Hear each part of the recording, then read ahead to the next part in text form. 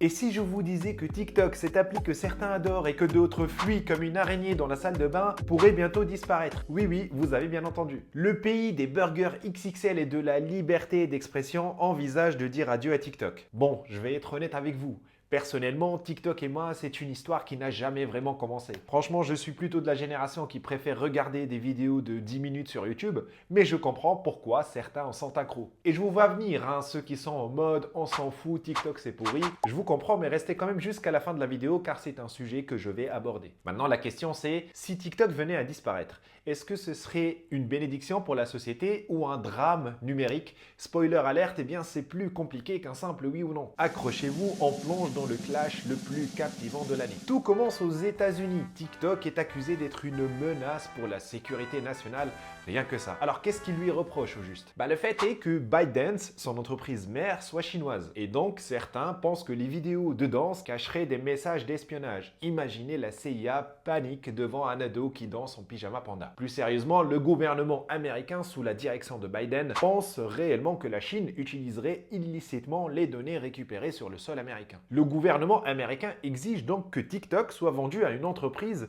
jugée sûre et donc américaine. Sinon, l'appli pourrait tout simplement disparaître le 19 janvier 2025. Vous sentez un peu le coup de pression. C'est littéralement un thriller géopolitique, mais avec des liens d'affiliation et du dropship. Ajoutez à ça un timing serré, car c'est la veille de l'investiture présidentielle de Donald Trump. TikTok a jusqu'au dernier grain de sablier pour convaincre, vendre ou plier bagage. Je suis sûr qu'en ce moment même, à la Maison Blanche, ils cherchent encore comment les chorégraphies virales pourraient révéler des secrets d'État. Peut-être qu'ils ont peur qu'on envoie les recettes des burgers américains aux Chinois. Ok, mais ici en France, qu'est-ce qu'on en a à faire? Qu'est-ce que ça change? Il ne faut pas oublier que la France n'est pas un pays très cool en matière de liberté d'expression sur le web, des réseaux sociaux et d'anonymat en général. Rappelez-vous qu'il n'y a pas très longtemps, Thierry Breton, commissaire européen, écrit une lettre à Elon Musk lui demandant plus de censure sur Twitter. Ce dernier lui a bien entendu répondu très poliment qu'il n'allait pas prendre sa demande en considération. Pareil, le 24 août 2024, Pavel Durov, fondateur de Telegram, s'est vu arrêté à Paris pour plusieurs infractions, l'une d'entre elles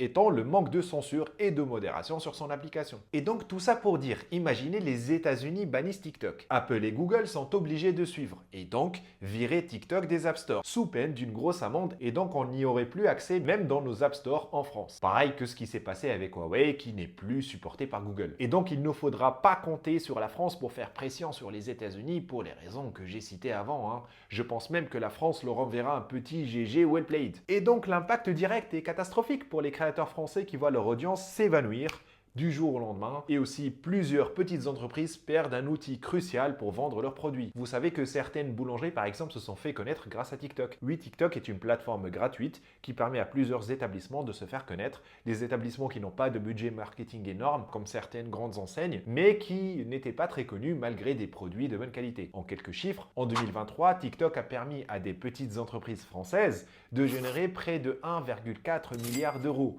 Et pour les influenceurs, on parle de 300 millions d'euros de revenus.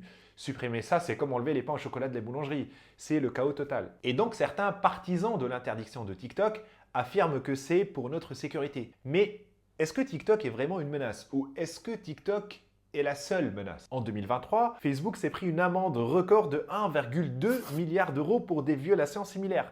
Pourtant, personne n'a demandé de bannir Instagram ou Messenger. Pourquoi? Peut-être parce que les burgers américains sont moins effrayants que les nouilles chinoises. Le fait que Meta soit américaine ne gêne pas, malgré l'intervention directe de Zuckerberg sur des élections présidentielles, sur des propagandes sur le Covid-19, et bref, j'en passe. Et si on légiférait sur toutes les applis qui collectaient nos données, pas juste TikTok, ce serait logique, non? Mais on préfère s'attaquer au petit nouveau qui fait peur et le fait qu'il soit chinois, c'est légitime encore plus. Et si TikTok disparaît, est-ce que la société s'en portera mieux? Certains disent que TikTok est abrutissante, qu'elle favorise des contenus superficiels et je suis le premier parfois à le dire. Et c'est vrai, certaines vidéos peuvent donner cette impression. D'accord, beaucoup de vidéos peuvent donner cette impression. Mais TikTok, c'est aussi une plateforme de créativité et d'apprentissage. Des vidéos d'astrophysique expliquées en 30 secondes aux recettes de cuisine les plus farfelues. Il y en a pour tous les goûts. Il y a même des vidéos d'un pseudo-youtubeur tech qui fait des vidéos qui ont pour but de répondre aux questions des plus curieux. Et donc supprimer TikTok, c'est un peu comme interdire les fast-foods en pensant qu'on va tous devenir des chefs étoilés. Spoiler alerte, on mangera juste plus de chips à la maison. D'ailleurs, en parlant de pseudo-youtubeur tech, Vous êtes 9000 à me suivre sur YouTube, ce qui est vraiment énorme et je tenais à vous dire un grand merci de faire partie de l'aventure.